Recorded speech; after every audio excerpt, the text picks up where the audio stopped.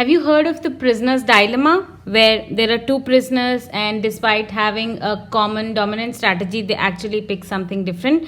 So if you're not familiar with that, let me just give you a quick overview. Consider there are two prisoners, A and B. They got caught for a crime and the police put them in two separate rooms and gave them two deals.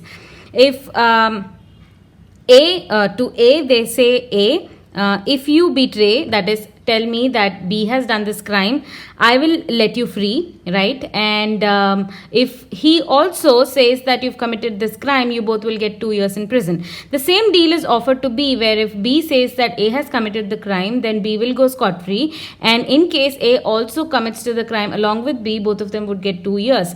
In case both of them decide to stay silent, not give up on each other, then both of them would get just 1 year in jail. So if I put this in a 2x2 matrix with the payoffs for A and B, consider that when A betrays and B betrays, both of them get 2 years. Say this is A's payoff and this is B's payoff. Same with the other boxes.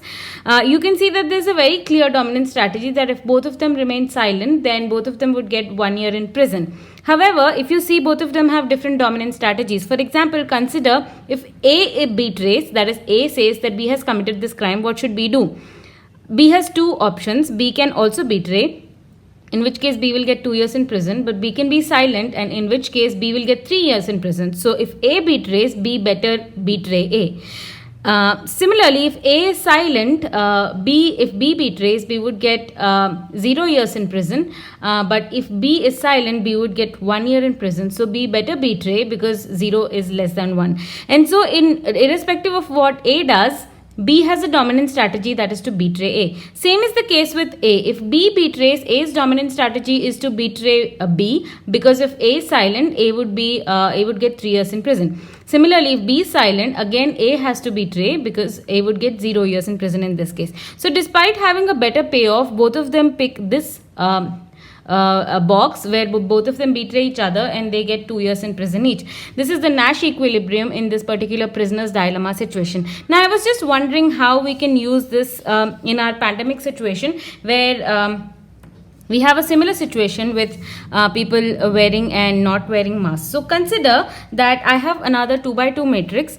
I have me on the left hand side. Consider that I am the A in this case, and then I have other people in the other side, right? Now there are different dominant strategies for both, different strategies for both, right? So I can have a mask and I can have no mask. Similarly, the person next to me can have a mask and the person next to me need not have a mask. So it's the same situation where I and the other person, we both have or do not have masks, and I need to figure out what is the dominant strategy for both of us. Now you would think that we would have a different Nash equilibrium based on different payoffs. So I am considering two scenarios here. The first scenario is where wearing a mask is going to help me more than it is going to help the other person.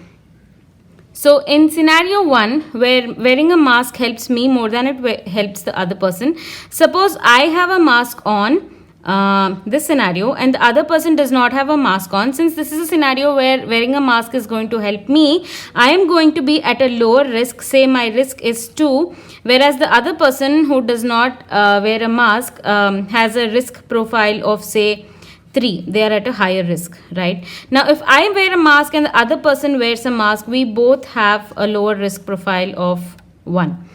Considering that there is social distancing and there is no social distancing, different cases. Now, consider that I do not have a mask and the other person has a mask. My risk increases and the other person's risk decreases because the mask is supposed to save the person who wears the mask in this case. And if both of us do not have a mask, then it's high risk for both of us. So the lower the number, the higher the risk. The lower the number, the lower the risk, and the higher the number, the higher the risk. So if both of us wear no masks, we are at a higher risk. So consider the dominant strategy over here. If I wear a mask, the other person should wear a mask because they are at a lower risk if they wear a mask. This is their dominant strategy if I wear a mask. If I do not wear a mask, again, 4 is greater than 2, so the other person should wear a mask. So clearly the other person has a dominant strategy of wearing a mask irrespective of what I do. Similarly, if the other person doesn't wear a mask, I better wear a mask because wearing a mask gives me a lower risk. Similarly, if the other person wears a mask, again I'm supposed to wear a mask because 1 is lesser than 3. So irrespective of what the other person does, I should wear a mask. Now, so we would say that this is the Nash equilibrium in this particular situation. Now, let us go to the other situation where wearing a mask saves the other person. It does not save me, but it saves the other person. So, consider the same situation. This situation was where a mask is helping me, and the other situation is where the mask is helping the other person. Now, again, over this side, it is me, and this side it is the person next to me. Now let me also put these so that it's helpful for us to not get confused.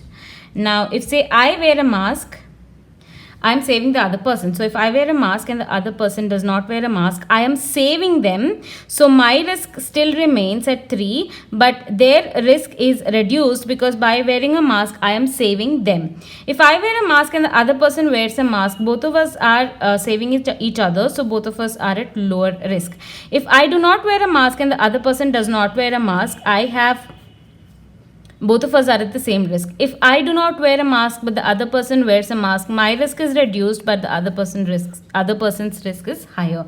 Now why did I put the number at 3 for a person who's wearing a mask and a number at 4 for a person who's not wearing a mask? Because I think that wearing a mask would give you whatever little bit percentage of safety. So that's why not wearing a mask at all would probably be a slightly higher risk. Now consider this scenario.